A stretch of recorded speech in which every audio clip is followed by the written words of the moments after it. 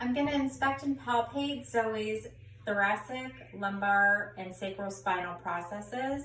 The first thing that I would do is just have her get into a gown, or she would just be without a shirt on and have her sports bra on.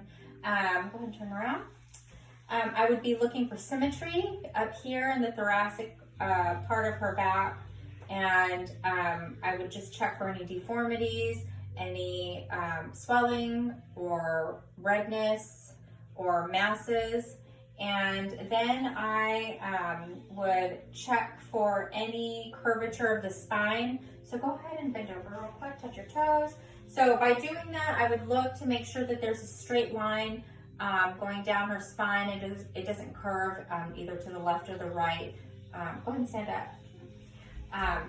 Come this way. And then I would palpate the regions of her thoracic spine. So one of the palpation points is T7 and T8, and that's about right here, just above the bottom part of the scapula. And then another palpation point would be the L4, which is also where anesthesiologists would go in and do an epidural. So that's another bony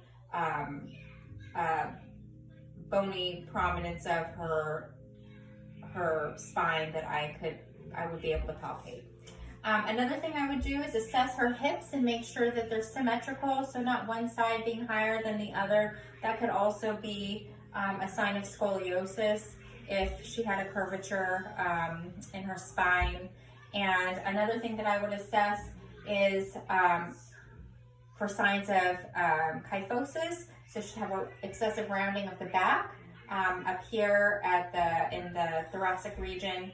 And then I would also assess and look for signs of lordosis, which is a curvature, concave formation down here in the lumbar area of her spine. And I don't see any of that.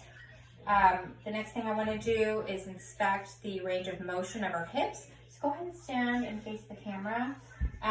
So by her bending forward, so can you just bend forward, touch your toes? That's going to be the flexion of the hips. Go ahead and stand up. And I didn't hear any clicking sounds or any grinding of the joints. Was that painful at all for you? Okay, and then the next thing I'm going to have you do is just put your hands on your hips and then kind of lean back as far as you can.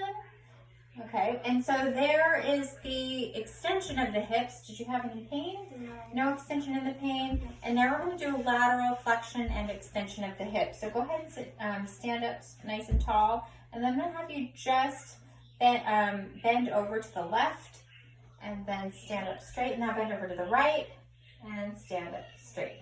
So she had full range of motion in her. All right, so I'm assessing range of motion in Zoe's hips. With a straight leg, Zoe, I'm going to have you raise and lower your left leg. Good, and then raise and lower your right leg. Do you have any pain? All right, so with a straight leg now, I'm going to have you swing your right leg out to the side and then swing it back in. And scoot up just a little bit because I don't want you to hit your ankle. Now I want you to do the same with your left leg. Swing it out to the side and then back in. All right, did you have any pain? No. All right, so I've just assessed range of motion in Zoe's hips. We did a flexion and extension of the hips with her raising her leg with a straight leg and then lowering her leg. And then we did an adduction and an abduction where she abducted her, she brought the leg away from the midline of the body and then adducted it, bringing the leg back towards the midline of the body. And she had full range of motion and she did great.